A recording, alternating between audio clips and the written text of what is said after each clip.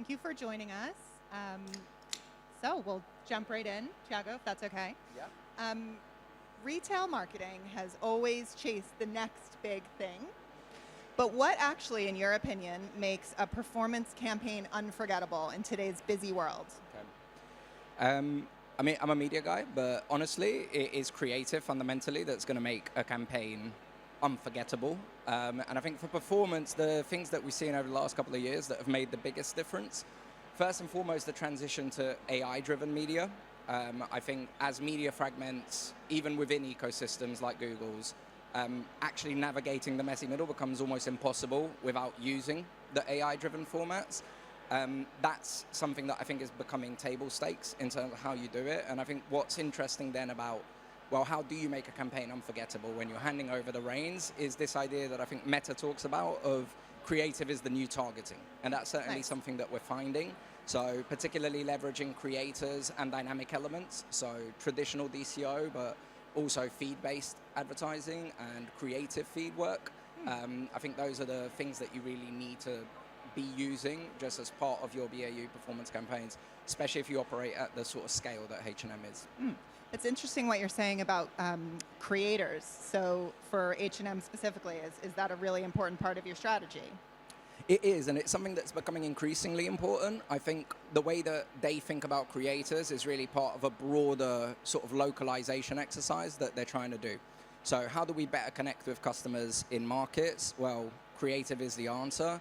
But actually trying to do a sort of command and control from the center is impossible, right? You end up with something that kind of ticks none of the boxes.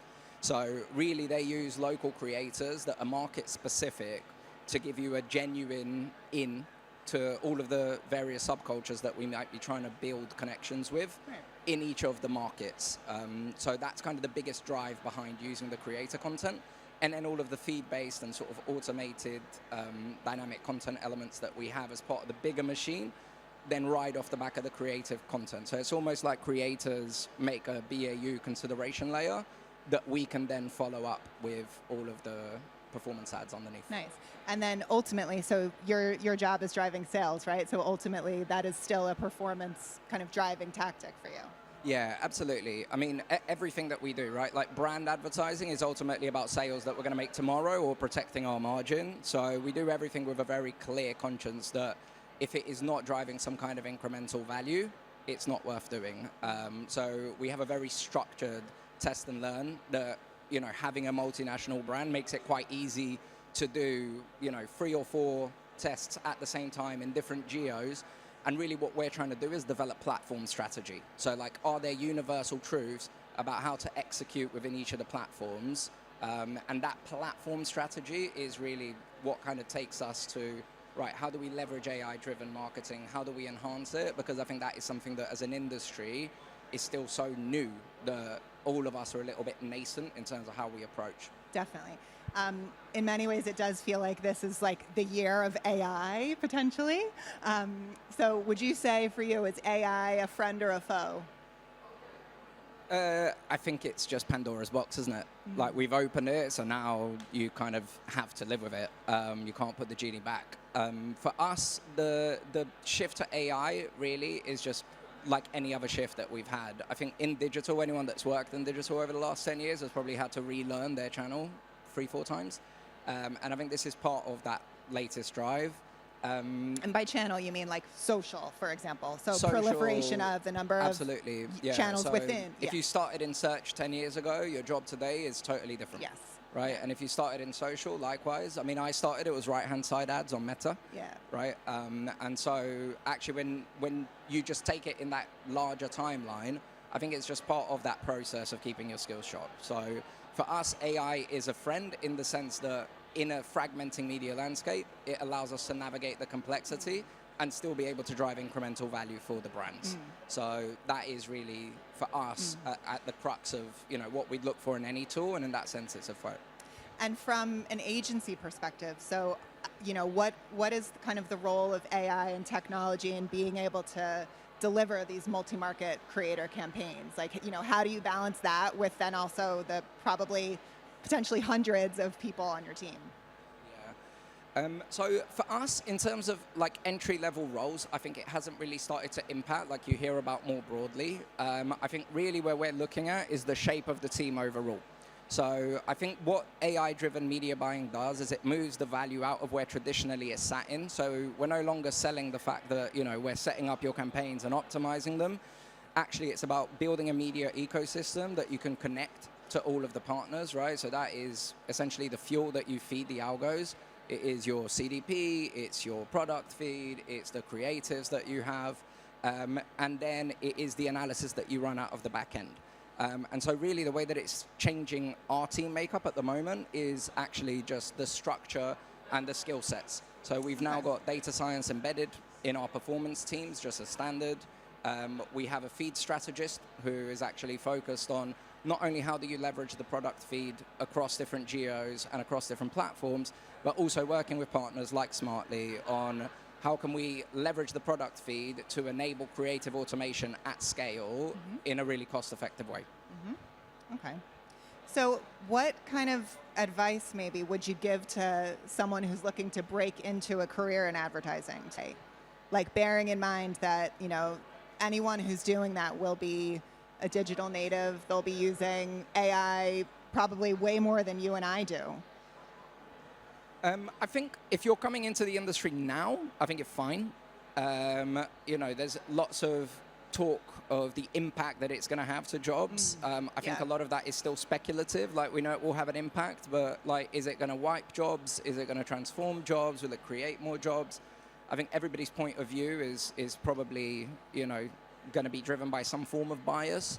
And I think it's a little bit too early to tell. So I think if you're coming in now, it's the same as it's ever been, right? Like, you're bringing a fresh perspective. I think what you're adding to teams is the fact that actually you've grown up in this fragmented media landscape and you understand what resonates better than we do, for sure. So I think, in that sense, I wouldn't worry too much. I think it's the kids maybe 3-4 years from graduating, and there, to be honest, I have no idea. I think the honest answer that anyone can give is exactly. Yeah, great. And actually, kind of building on that point, so we're not able to predict what our industry's job market might look like in a year. So then, how do you ensure that you're bringing innovation and staying ahead of the curve on behalf of H&M? So like I say, I think the way that we look at is like on these longer trend lines, right? So before we used to think, right, traditional media will evolve to be programmatic wherever possible. And I think we're already seeing that across the ecosystem. What we've seen now is anybody that can have a walled garden will then transform that into an AI-driven ecosystem, right? Like, so for Google, they're monetizing spaces that previously kind of hard to shift. Right? And that's what the AI-driven gives the publishers, which means, again, they're making better margins, so they're all going to push that direction. So really for us, we look at that and we think, okay, how do we need to evolve our team to make sure that we're ready for that future? And that's where it's, at the moment, about augmenting existing marketing teams with skill sets that maybe traditionally didn't sit within the marketing function. So we've always had data science, but they sat in an ivory tower.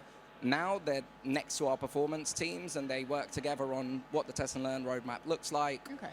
Can we do tactical tests so we don't need necessarily to have proper experimental design every time?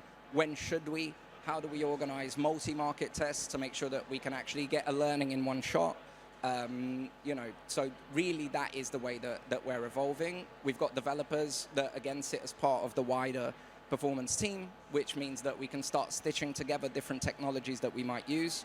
For example, Smartly for activation, Rike that we use for project management, to automate from a client briefing into an ad being set up in the platform. So all we need to do is verify for like tactical bursts. Like being able to develop an end-to-end solution like that, that is the kind of thing that I think as a media agency, you'll be expected to do more and more. Because the reality is, like agentic AI will be great within certain ecosystems, but when you start getting really messy, like distinct data sets, I think you will still, for the foreseeable, need to have like people overseeing it and managing what the tech infrastructure looks like. So there's definitely still an element of kind of agility and curiosity that maybe like media planners and stuff will bring to the equation that might sit on top of, say, a connected tech stack. Absolutely. Yeah. So my data scientists always remind like the wider team, like we are not marketing people. Like I can tell you whether your test makes sense. I can help you interpret results. But like what you should test, no idea. And even how we build attribution models, right? So like how we do that is something that they need our guidance on because they are mathematicians. Like they don't really understand what we do. And so I think increasingly as marketers, you'll need to be able to act as a connector across these different skill sets. You need some level of understanding of all of the different specialisms that we start to bring together. Mm-hmm. But for us, at least, that is something that, we expect of our leadership team.